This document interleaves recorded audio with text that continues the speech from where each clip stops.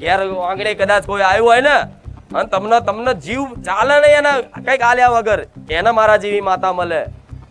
કઠોર હૃદય વાળાને દેવી શક્તિની ભક્તિ પ્રાપ્ત થતી, જેની અંદર દયા ભાવના હોય એને મારા જેવી માતા સંગ કરે. હવે આ બધા પાલન ના રાખો તો ભેટો થશે ખરો તમારી માતાનો? તમારો પથ્થર ઉપર કોઈ વૃક્ષ રોપાય, એમાં માટે ભીની માટી જોઈએ, ઉપજાવ માટી જોઈએ. એવી રીતે જેનું હૃદય પથ્થર જેવું છે ને એના કોઈ છાપ પડે, પણ જેનું હૃદય કોમળ છે ને એના ભક્તિનો બીજ રોપાય છે.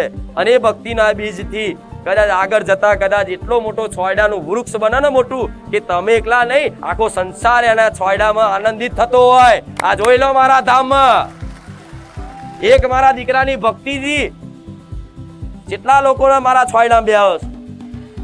જો એકની મહિમાથી આટલી અનંત મહિમા રચાવતી હોય તો ખાલી તમારા એકલાની ભક્તિથી તમારું પરિવારનું શું ભરણ પોષણ ના થાય? શું તમારા પરિવારનું ભલું ના થાય?